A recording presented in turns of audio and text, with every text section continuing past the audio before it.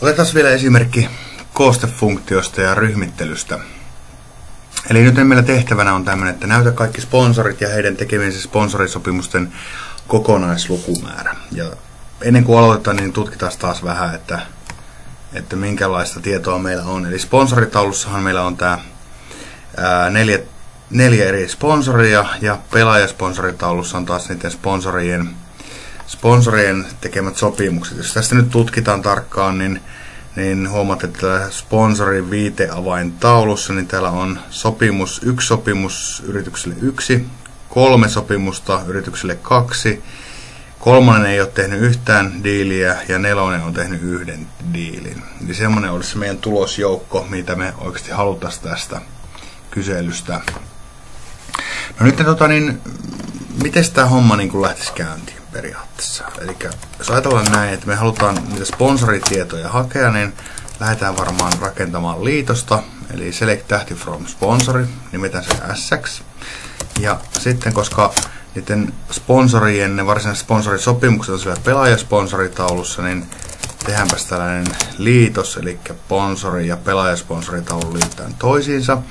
Ja nyt jälleen se liitosehtohan voidaan vilkaista sieltä create tableista, mutta sehän meni näin, että s.sponsori, eli sponsorin sponsori, sponsoritaulun perusavain, ja ps, eli pelaajasponsorin sponsorisarake viittavat siis toisin sanoen pelaajasponsorin sponsori, viiteavain viittaa sponsoritaulun sponsorin pääavaimeen. Ja nyt jos me ajetaan tämä kysely, niin me saadaan tämän näköinen tulosjoukko. Siellä on sponsorit ja sitten kunkin sponsorin tietojen perässä on aina sopimustiedot pelaajasponssoritaulusta.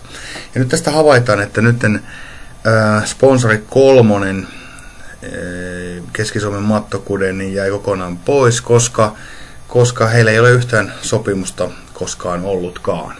Ja tähän tarkoittaa nyt sitä, että koska me halutaan kuitenkin kaikki sponsorit tässä kyselyssä näyttää, niin nyt me joudutaan kirjoittamaan sisäliitoksen sijaan ulkoliitos. Ja ulkoliitoksen idea oli siis se, että toisesta taulusta otetaan kaikki rivit huolimatta siitä, löytyykö sille vastinpari toisesta taulusta. Ja tässä tapauksessa siis me otetaan tänne outer joini, ja nyt meidän pitää päättää, että kummastako taulusta me otetaan ne kaikki. Otetaanko me sponsoritaulusta vai pelaajasponsoritaulusta. Ja nythän meidän ongelma oli siis se, että se putosi yksi sponsorin nimi, ja kun piti kaikki sponsorit saada näkyville, niin me haluttaisiin siis tietysti tästä sponsoritaulusta nyt kaikki rivit. Ja nythän tämä on sinällään simppeli, kun katsotaan, nostetaan samalle riville ja katsotaan, että kummalla puolella tätä joinia se taulu, missä halutaan kaikki ottaa mukaan on. Kun se on vasemmalla puolella, niin lisätään tänne nyt left outer join. Left-sana, eli liitos on left outer join. Ja sitten kun katsotaan taas tulosjoukkoa, niin huomataan, että Keski-Suomen Mattokude tuli sinne mukaan. Ja nyt teidän tehtävä oli siis sellainen, että meidän piti ryhmitellä tätä tulosjoukkoa yrityksen mukaisesti. Eli meidän pitäisi tehdä tästä Anneli hoivapalveluista, pitäisi tehdä yksi ryhmä, jossa tuloksena on 3 sopimusta. Eli Annelille tulisi 3 sopimusta, Einon Makkaralle 1 sopimus, toiminimi Jouni Kullervolle 1 sopimus, ja sitten tämä Keski-Suomen Mattokude Ay pitäisi olla kuitenkin mukana, mutta sillä pitäisi lukea, että 0 sopimusta. Ja nyt tuo ryhmittely lähti tietysti sillä tavalla liikenteeseen, että me tarvitaan ryhmittely mukaan, eli sehän tapahtuu gruppailausella. Ja nyt tähän gruppailauseen listataan ne kentät, jonka mukaan se ryhmittely tapahtuu. Eli käytännössähän me tarvitaan ainakin ne sarakkeet, jotka on niin sanottuja tavallisia sarakkeita siinä kyselyssä. Eli nythän tämä tulosjoukon pitäisi siis näyttää siltä, että se lukisi Einon Makkara 1, Annelin hoivapalvelut 3, Keski-Suomen Mattokude 0, DJ Jouni Kullervo 1. Ja nyt siis, koska ne lukumäärät, montako sopimusta on, niin ne saadaan koostefunktioilla, niin tähän gruppaosaan pitäisi laittaa ainakin ne muut sarakkeet, mitkä ei ole siinä, missä ei ole koostefunktiota käytössä. Eli gruppain nimi, nyt me laitetaan tänne selectiin myös nimi, Ja nyt meidän pitää laittaa myös toinen koostefunktio, mitä me käytetään. Eli nyt siis tämä gruppa ei tarkoita tässä, että me tuon nimen mukaan tehdään niin monta ryhmää kuin on nimiä. Ja sitten nämä ryhmään tulevat tietuet, eli tässä Annelin hoivapalvelut, niin näistä 3 tietuestahan meidän pitää nyt saada yksi ainut rivi. Me joudutaan kertomaan, että mikä on se koostefunktio, millä se pyöräyttää ne 3 riviä yhdeksi. Se tässä tapauksessahan on count, jolla me saadaan, joka tarkoittaa rivien määrää. Eli siis se laskee, että tähän Annelin hoivapalvelussa on 3 riviä, jolloin se count palauttaa arvoksi 3.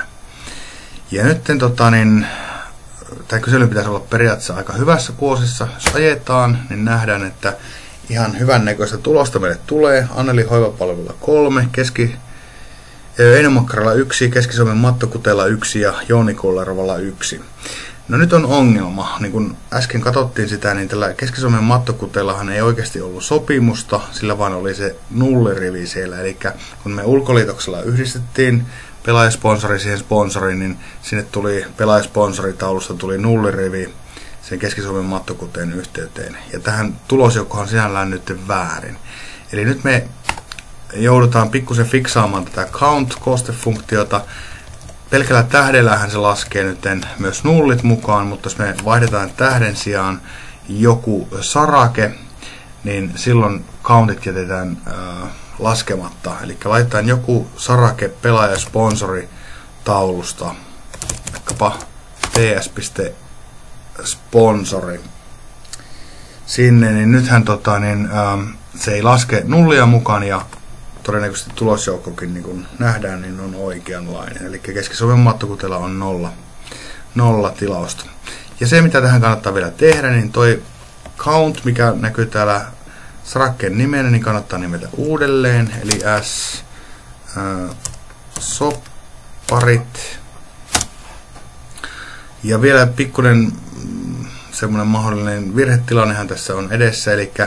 Eli nyt jos meillä on jostain syystä 2 samannimistä yritystä, ei tietenkään pitäisi olla, mutta semmoinen on todennäköinen tai mahdollinen vaihtoehto, niin tänne ehkä olisi hyvä vielä laittaa toi yksilöivä tekijä, eli perusavain tonne varsinaiseksi ensimmäiseksi ryhmitteleväksi tekijäksi, jolloin estetään se teoreettinenkin tilanne, että jossain tilanteessahan voisi näin olla. Tietenkään yrityksen tapauksessa ei näin voi olla, mutta nyt kyllä lykkäs virheilmoitusta, eli column sponsoring group statement is ambiguous. Aivan juuri kyllä, koska sarakehän löytyy sekä sponsori että pelaajasponsori-taulusta, niin laitapa siihen nyt, että se on sponsoritaulun sponsori, mitä me nyt halutaan oikeasti. Joo, kyllähän tämä varmaan ihan hyvältä nyt näyttää.